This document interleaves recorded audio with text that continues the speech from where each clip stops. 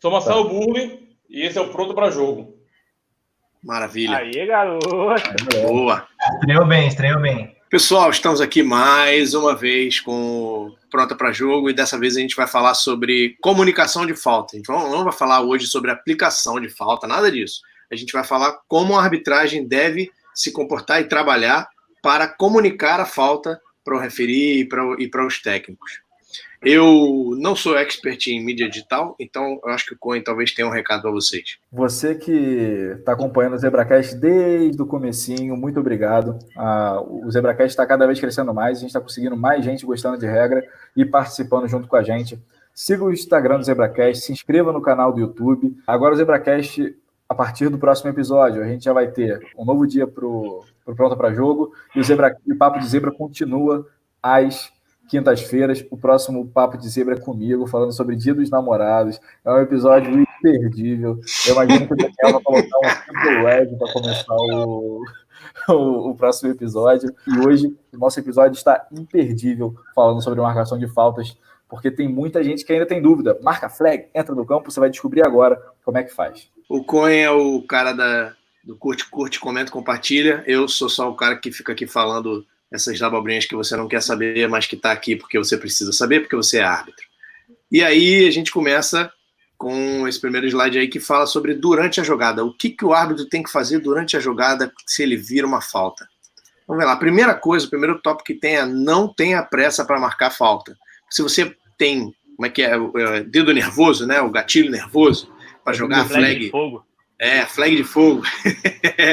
Você acaba, às vezes, jogando a flag para uma falta que não precisava ser marcada, ou que não era falta, na verdade, alguma ação que você, por estar ansioso demais para marcar, jogou a flag e não era falta. E aí, no final, fica feio. A gente, é claro que pode fazer isso, mas no final fica feio aquela coisa de flag no chão, e em toda jogada o referee vai, abre o microfone para dizer não tem falta na jogada, porque o imbecil jogou a flag que não deveria. Então, relaxa.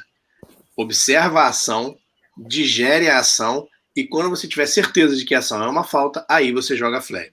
Como jogar a flag? Eu só tenho um pano vagabundo para mostrar aqui, uma toalhinha. Vai, fecha aqui em mim, fecha em mim. Foca em mim! Quando você for jogar a flag, não joga a flag de baixo para cima, não é legal. Caiu aqui atrás.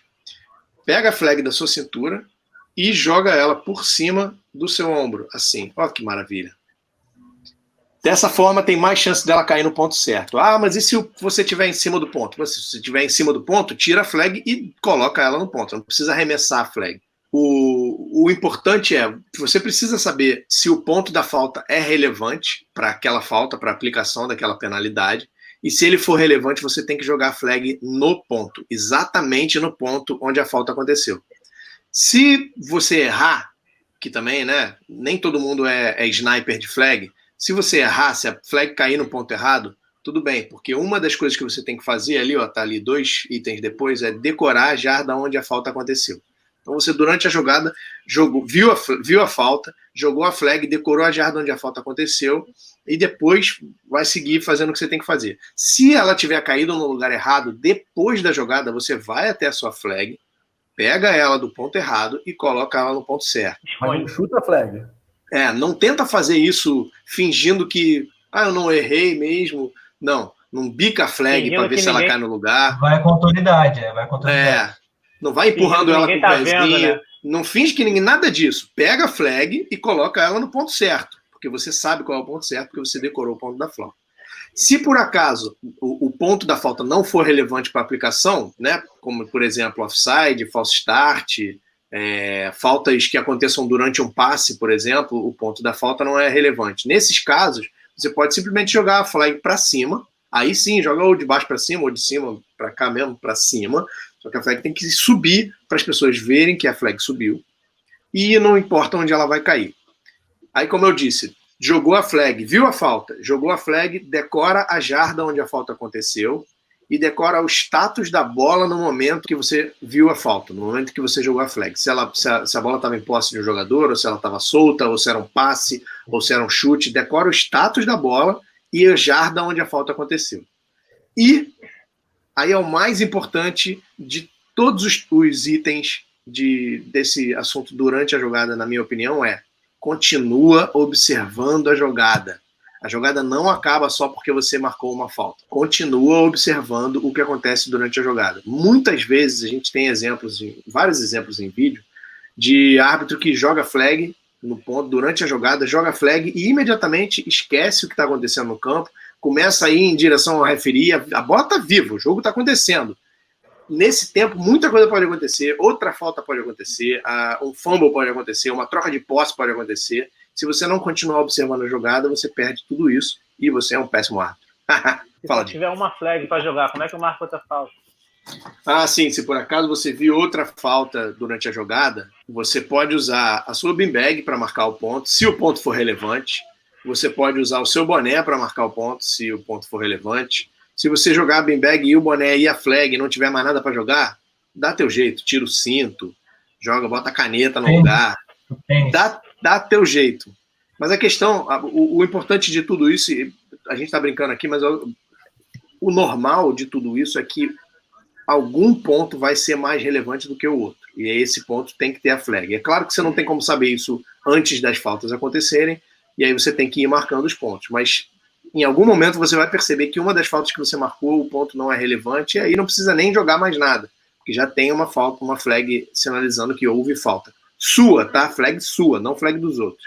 E aí jogou a flag, viu a falta, continua arbitrando o resto da jogada, continua esperando, vendo as ações, vendo o que vai acontecer, até a bola se tornar morta. E aí, outra coisa importante, não apita depois que você marcar uma falta. A menos, óbvio, que a falta torne a bola viva em bola morta. Mas como a maioria delas não é o caso, não apita até a bola se tornar morta. Joga a flag, continua arbitrando a jogada e deixa para apitar se você vir a bola se tornar morta. E aí, depois da jogada, o que fazer? Terminou a jogada, apitou lá a bola morta, ou alguém apitou a bola morta, a bola acabou. O que fazer? Primeiro, você precisa chamar a atenção de todo mundo da arbitragem que você marcou uma falta, que você jogou a flag. E aí, está escrito aí timeout e apitos. Timeout é o sinal de timeout. Didi, faz aí o sinal de timeout. Isso aí, ó. Timeout.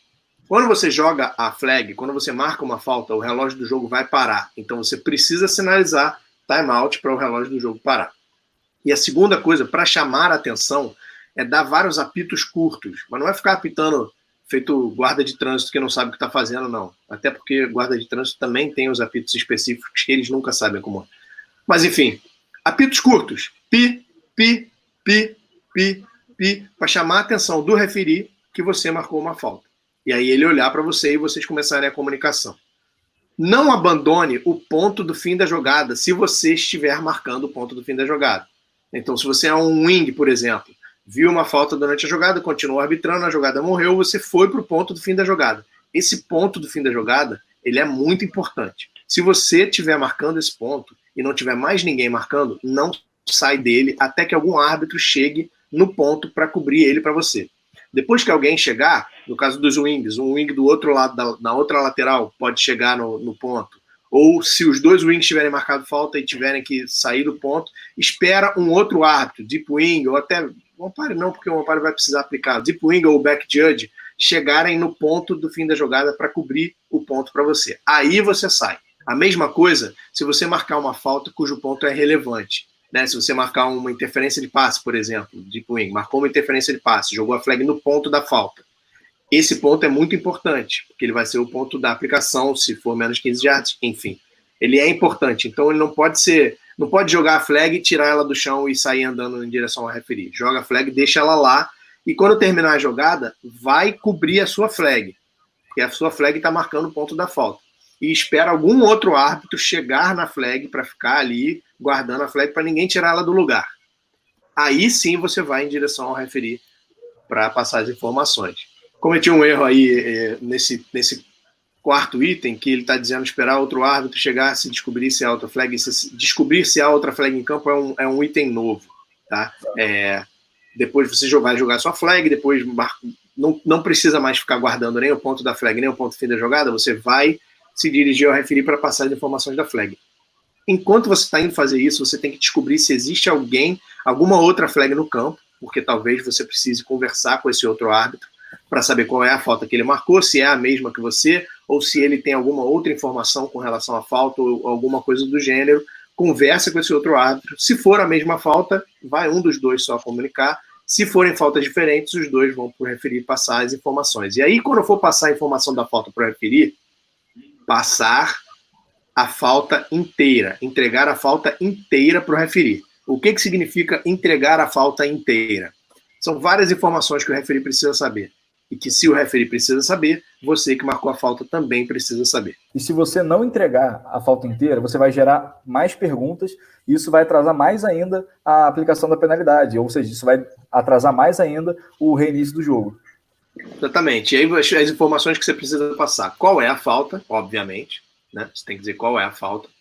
Qual foi o time que cometeu a falta, né? O time ofensor. E aí você pode dizer o nome do time, ou você pode dizer a cor do time, ou você pode dizer falta do ataque ou falta da defesa, ou falta do time de chute, ou time A ou time B, time de retorno, time de chute, time que interceptou, ou time que foi interceptado.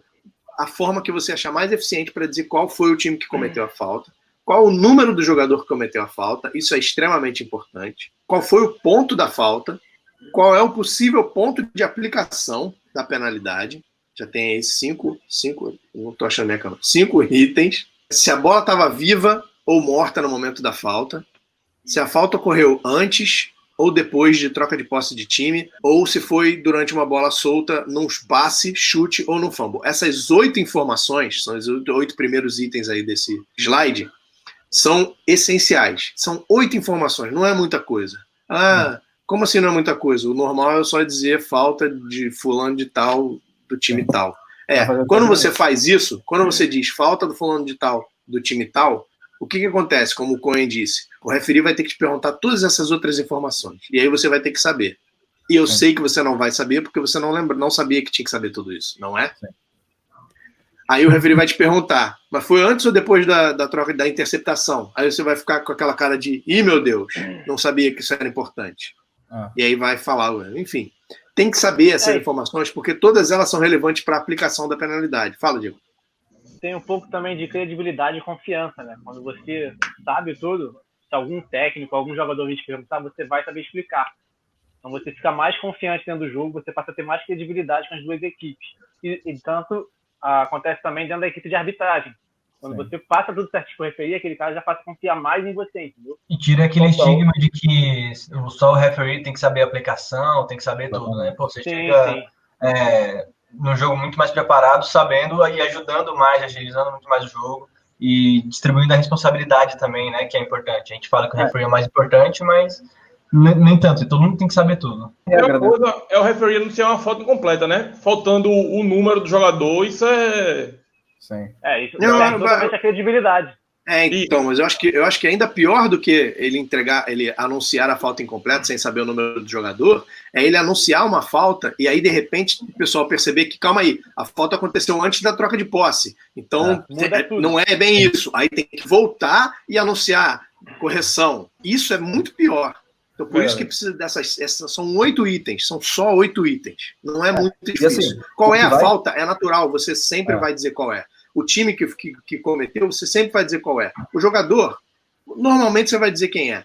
Aí, os outros 5 itens, você precisa ser árbitro para saber. O ponto da falta você tem que saber, porque foi você que marcou a falta. Um possível ponto de aplicação, isso já é ajudando o trabalho de aplicação. Se a bola estava viva ou morta no momento da falta, você também tem que saber isso. E se ela correu antes de troca de posse ou depois, ou se ela correu numa bola solta, porque tudo isso é muito importante para a aplicação da penalidade. É o que diferencia o árbitro de qualquer um aí na rua. Não? Se botar qualquer um na rua, ele vai saber. Não marcar uma falta, ele vai saber que tem que entregar pelo menos as 3 coisas. Mas as outras 5, só quem é árbitro mesmo que estuda, que tem que saber. O árbitro, ele não é só o jogador da flag, né? A função dele ali não é só jogar flag. Exatamente. As mais fáceis vai saber aplicar. False start, 5 jardas, você já sabe que é do ponto anterior. Mas aí quero ver quando tiver uma 3 em 1, que tiver ponto baixo. Exatamente. PSK, fala PSK, tem gente que arrepende. Se tiver PSK, não, se tiver 2 faltas na jogada com mãos limpas, isso tudo você tem que saber tudo isso. Então, beleza, passou todas as informações para o referee, esses 8 itens para o referee, de algum jeito, você precisa passar a informação, pelo menos, de qual é a falta e de quem foi que cometeu, para os outros árbitros. Nesse mesmo momento, ou você pode fazer a sinalização, holding do lado de lá, ou alguma coisa, né, polícia legal das mãos, face mask, alguma coisa, você de algum jeito, ou gritando, ou falando no rádio, se você tiver rádio, de alguma forma, você que marcou a falta é responsável por se certificar de que todo mundo da arbitragem sabe qual foi a falta que você marcou. Por que todo mundo da arbitragem tem que saber? Porque se algum jogador... Não existe coisa pior para um jogador ou técnico do que virar para um árbitro de uma equipe de arbitragem e perguntar o que aconteceu? E o árbitro virar para ele e falar, não sei. Não fui eu que marquei. Não fui eu que marquei, exatamente. Não sei. Aqui em Brasília a gente usa bastante o rádio nesse sentido, mas assim, a gente tenta, pelo menos, não abandonar a sinalização, que é o básico, né? Então, que a gente tenta estimular nossos árbitros faz todo o procedimento que a gente falou até agora, sem o rádio, faz tudo normal, sinalização, chega para conversar super preciso, e aí depois, quando com um momento de mais tranquilidade, você anuncia no rádio, para que o pessoal, por exemplo, de um wing para o outro, possa informar a sideline, para você manter todo mundo informado do que está acontecendo, de qual foi a falta. Depois de você se certificar de que toda a equipe sabe qual foi a falta que você marcou, fica perto do referee. Não é para ficar do lado dele, não é para ficar colado nele, mas fica em algum lugar onde ele possa olhar para você caso durante o anúncio ou antes do anúncio ele precise confirmar alguma informação. Fica na região, ele fica na frente dele, em algum lugar que quando ele, no meio do anúncio, ele fala, sei lá, falta pessoal, violência desnecessária, defesa, número, dá aquela pausa, você tem que estar em algum lugar ali perto dele para ele olhar e você falar 59 e continuar o anúncio. Fica próximo do referee para ele, se precisar de você confirmar alguma informação, você está perto. Para ele não precisar desligar o microfone, sair correndo atrás de você para perguntar um negócio, ou ligar o rádio para perguntar algum negócio. Fica ali perto dele para ajudar o trabalho dele no anúncio. E nesse momento em que você está perto dele aí, ele está fazendo o anúncio, esse é um bom momento para você pegar o seu cartão de anotação do ZebraCast. Olha que maravilha, ZebraCast. Cartão de anotação, bonito. Time mandante, time visitante, timeout. Personalizado, que você encontra lá nas nossas redes sociais, Twitter, Instagram, tem um linkzinho lá, e dentro desse linkzinho você vai para o nosso site ali, que tem você fazer o download, já prontinho do cartão, é só dobrar e ir para o jogo. E aí você vai abrir o cartão, lindamente, aqui na tabela de penalidades.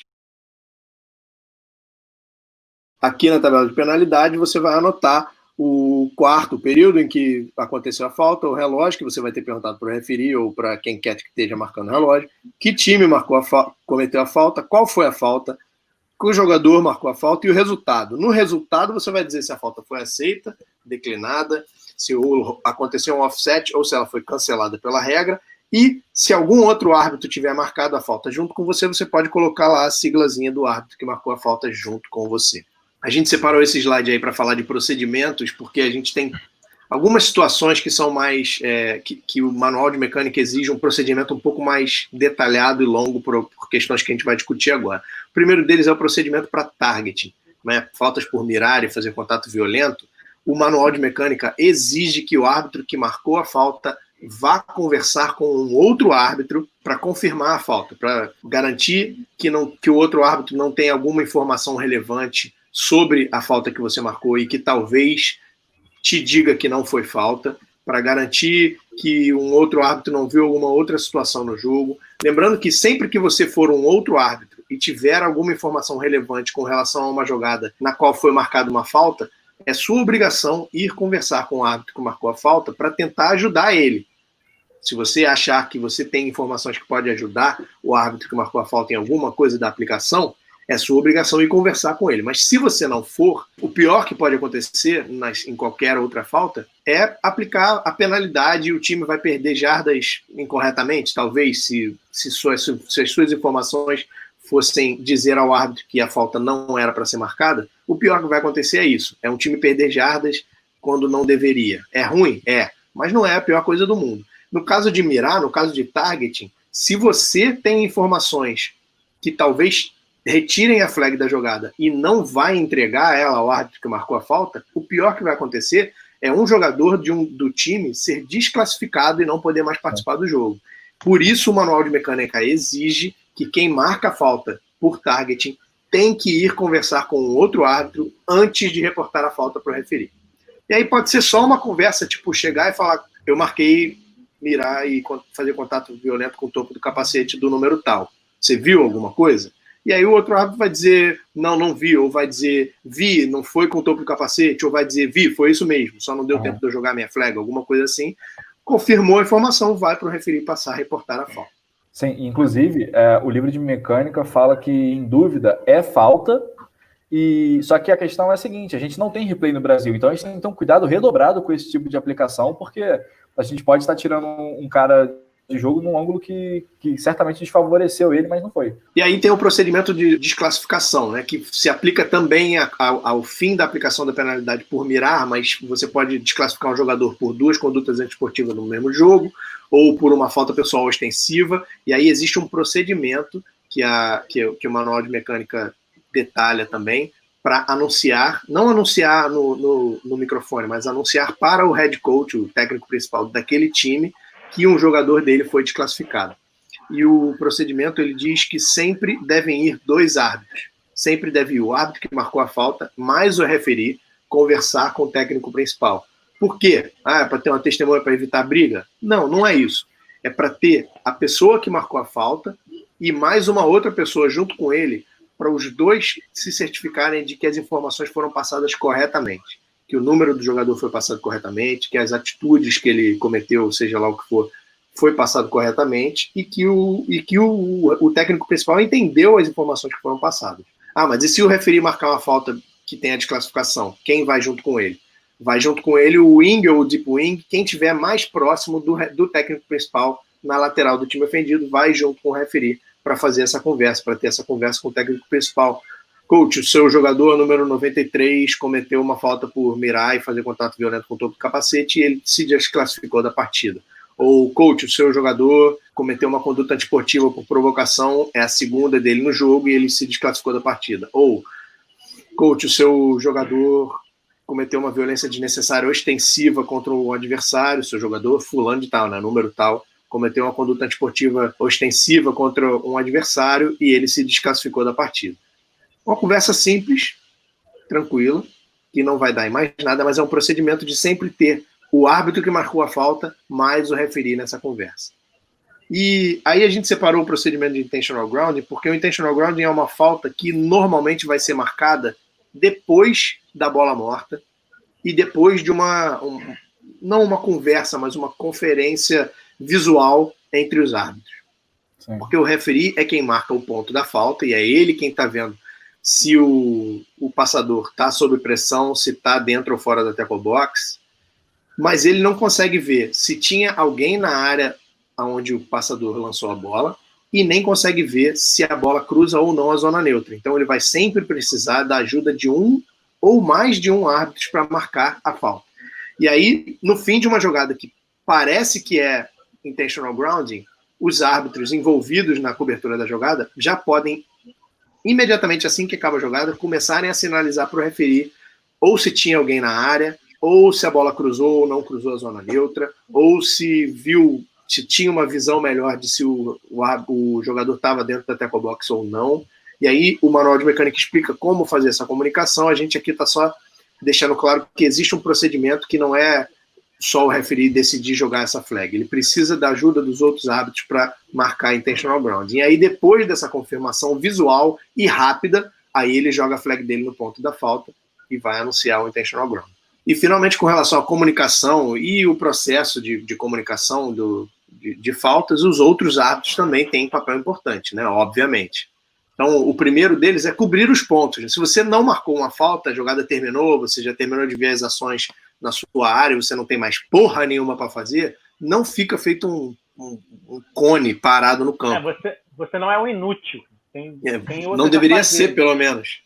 Você tem outros a fazer. Tem que fazer outra coisa, a todo momento. Exatamente. E uma das coisas que você pode fazer é descobrir se tem uma flag descoberta que você precise ir lá cobrir, porque tem um ponto importante que você precisa ficar cuidando dele. Ou um ponto de bola morta, né? Se um wing tiver marcado falta, alguém tem que cobrir o ponto da bola morta. Seja útil. Vá ajudar a sua equipe com os procedimentos.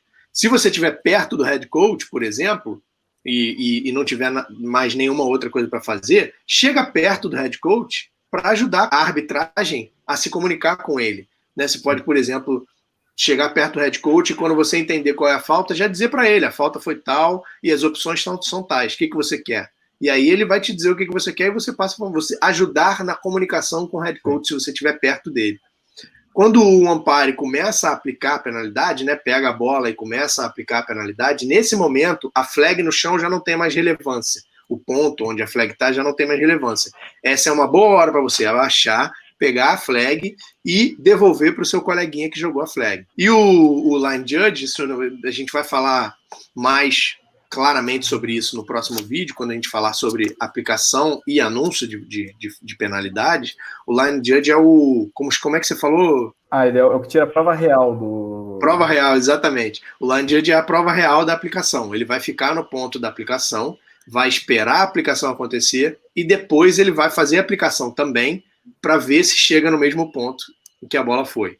Até porque no Brasil, eu não sei se já aconteceu isso com vocês, tem árbitro que conta por passada. Existe a jarda exatamente para você contar fazer o número de jardas. Tanto que no livro está escrito 10 jardas, 15 jardas, e não 10 passos, 11 passos. E esse negócio das passadas é interessante a gente sempre lembrar que a gente está aplicando jardas de penalidade e não passadas, né? Até porque, se for, imagina, o Chan de Brasília ou o Álvaro do Rio Grande do Sul, os caras vão aplicar 10 passos, vai ser muito maior do que, por exemplo, se eu for aplicar... na areia, não. De jeito nenhum. Se eu for aplicar 10 jardas, vai ser muito menos. Se a Giane for aplicar 10 jardas, vai ser nada. Aliás, vocês já ouviram o podcast da Giane, o Papo de Zebra com a Giane? Bombou o podcast da Giane. Bombou o podcast da Giane. Giane é a nossa única árbitra a participar de 2 Copas do Mundo. Você já participou de alguma? Eu não. Ela já participou de 2. A Giane tem 2. Tenho certeza que isso vai dar problema depois, mas tudo bem. E outra coisa também, isso a gente esqueceu de colocar aí, os outros árbitros, assim que descobrirem qual é a falta, podem também anotar qual é a falta. Qual foi a falta que aconteceu e qual foi o árbitro que marcou. Em breve teremos novidades sobre anotar falta. E na semana que vem, que dia é hoje? Domingo? Apesar de não ser ainda, mas para você é domingo. Essa semana agora que tá entrando, vai, foca em você. Vai, olha que coisa linda. Olha que coisa linda. Garotão. Que maravilha. Semana do Dia dos Namorados está chegando. Nosso solteirão da arbitragem é o boné branco da vez. Falar de amor, falei com o Guilherminho. Eu vou jogar uma flag pela falta que ela me faz. Ai, meu Deus do céu. Ai. O Coen vai ser o próximo boné branco da rodada. A gente está tentando arrumar uma namorada para ele, ainda não conseguiu. Quem sabe depois do... cobrar aí já. Aí, veio cobrar. Beijo no vídeo, que maravilha. É isso, gente. Tamo juntos. Como diz do próximo slide aí,